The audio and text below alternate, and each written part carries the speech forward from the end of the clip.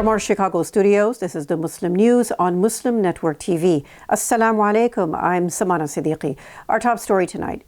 Palestine has hailed a historic UN General Assembly resolution demanding Israel's withdrawal from occupied territories within 12 months. It marks a significant moment as it is the first submitted by Palestine since gaining additional rights at the UN in May. Palestinian President Mahmoud Abbas praised the resolution, which was passed with 124 votes in favor and 14 against. It comes as a renewed hope for the Palestinian people amid Israel's ongoing war and violence in Gaza and the West Bank. Abbas described the decision as a step towards establishing an independent Palestinian state with East Jerusalem as its capital. The Palestinian Ministry of Foreign Affairs is urging swift implementation and accountability for Israel's violations of international laws. Despite a UN Security Council ceasefire call, Israel continues its war on Gaza, intensifying the urgency for action. Israeli media outlets are claiming that there was coordination between Israel and the United States in the explosions of wireless devices in Lebanon, despite U.S. denials. Thousands of pagers and ICOM wireless devices used by Hezbollah and medics exploded across Lebanon this week, causing 26 deaths and injuring over 3,200 people. Israel's official broadcaster KAN reports that Israeli Defense Minister Yoav Gallant spoke twice with U.S. Defense Secretary Lloyd Austin just before the two waves of explosions occurred. The first call reportedly took place minutes before the initial explosions, with the second call preceding the subsequent blasts. However, U.S. Secretary of State Antony Blinken has refuted these claims, saying Washington had no prior knowledge of the explosions and was not involved.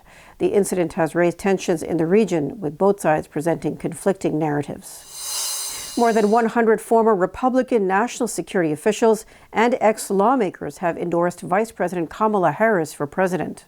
They are also condemning former President Donald Trump's chaotic and unethical behavior.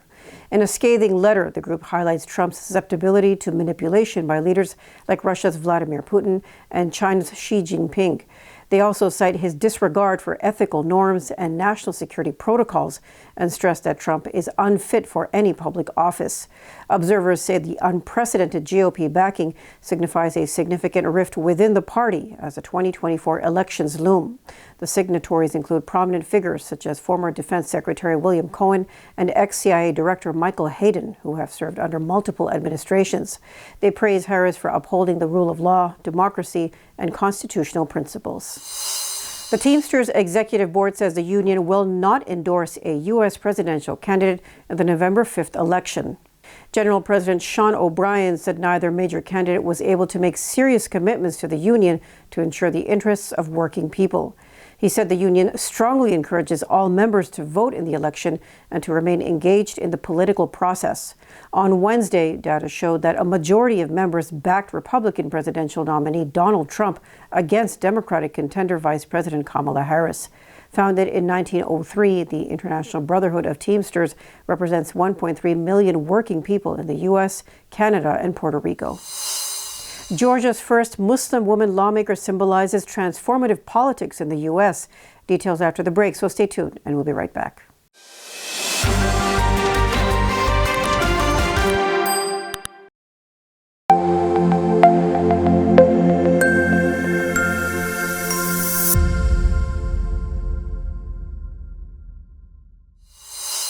Welcome back.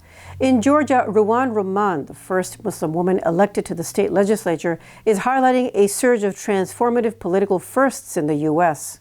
As discontent grows over the government's stance on Israel's war in Gaza, Muslim Americans, through movements like National Undecideds and Abandon Biden, are mobilizing to make their voices heard in November's presidential elections. Vice President Kamala Harris's recent support for Israel after securing the Democratic presidential candidacy has disappointed many, hoping for a strong stance on Gaza. Rahman, the first Palestinian elected to any office in Georgia, reflects the changing political landscape. Despite a request to speak at the Democratic National Convention being denied, she remains hopeful. She says that for the first time, the majority of the Democratic base supports the Palestinian cause. With these groundbreaking shifts, Rahman sees a new era for representation and political activism in America. The U.S. is well known for its steadfast support for Israel. According to a 2023 report by the Congressional Research Service, since 1948, Israel has received $158 billion in foreign aid from the U.S. Senator Bernie Sanders has criticized pharmaceutical giant Novo Nordisk. This is for charging over $900 a month for the diabetes drug Ozempic, which could be sold for less than $100.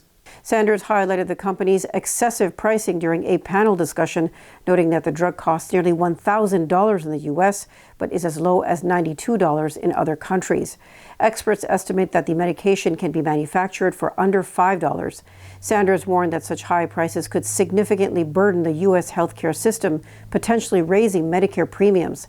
Advocacy group Public Citizen has called for the government to override Novo's patent monopoly to allow generic versions and save billions in healthcare costs. The CEO of Novo Nordisk is set to testify before the Senate Health, Education, Labor, and Pensions Committee next week. This is as pressure mounts to make these essential drugs more affordable for American patients. Uyghur activists are praising President Joe Biden's proposal to limit an exemption which allows some Chinese imports potentially made using Uyghur forced labor to bypass U.S. customs checks. The loophole allows such products that are under $800 to go through. The proposed executive order would restrict items like textiles from Chinese fast fashion giants Temu and Shein from using the exemption. The White House highlighted the surge in such imports from 140 million packages in 2014 to over 1 billion today, mostly from China-based e-commerce platforms. Executive Director of the Washington-based Campaign for Uyghurs, Rushan Abbas, lauded the move, calling it crucial to stopping the influx of forced labor products into the U.S. Lawmakers, including Representative Tom Suozzi, also supported swift action to close the loophole, emphasizing the need to protect American workers and uphold human rights. The U.S. government accuses China of enslaving Uyghurs in the far western eastern Turkestan region, which is also known as Xinjiang. This is to produce cheap goods for domestic use and export. However, China claims the camps are vocational training centers and denies reports of slavery, torture, and mass sterilization. Pakistan has reportedly promised China a military base in the strategic port city of Gwadar, which is crucial to Beijing's Belt and Road Initiative. The city is vital for China's westward economic expansion, reducing its reliance on the South China Sea for trade routes.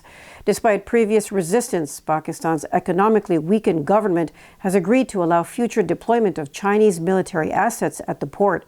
Media reports revealed that Pakistan, which is facing strained ties with the U.S., has offered China the base in exchange for increased economic and military support.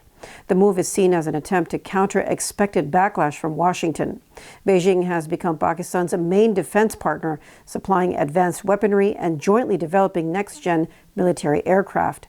The deepening military cooperation with China now rivals Beijing's ties with Russia.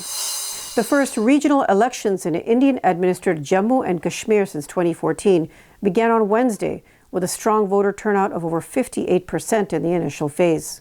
This election is the first since the Indian government revoked the region's historic special autonomy in 2019, dividing it into two separate entities, Jammu and Kashmir and Ladakh. Two more phases of voting will take place on September 25th and October 1st, with results announced on October 8th. Nearly 9 million voters will elect representatives for 90 legislative seats. Although the bureaucracy-heavy office of the lieutenant governor will still retain significant control, the return of an elected setup is being seen as a welcome relief. The Himalayan region of Kashmir is split between India and Pakistan, who rule over parts of the territory but claim it in full. A small sliver of Kashmir is also held by China, and tensions between Beijing and New Delhi over that dispute have escalated significantly in recent years. Instagram is rolling out new teen accounts, automatically placing teens under built-in protections to enhance their safety on the platform. The move was announced by parent company Meta. It aims to limit who can contact teens, the content they view, and ensure meaningful time spent online. Meta emphasizes that this will provide parents with peace of mind, knowing their children are safe on social media. Teens will also be able to personalize their experience by selecting preferred content topics. However, those under 16 will need parental permission to modify the strict settings. That's all from our Chicago studios tonight. Thank you for watching Muslim News. We are a community channel dedicated to bringing you stories you can trust. Please like, share, and subscribe to our content. You can also comment to let us know what you think of our coverage. You can donate now by visiting muslimnetwork.tv/donate. For more content, keep watching Muslim Network TV. Salam.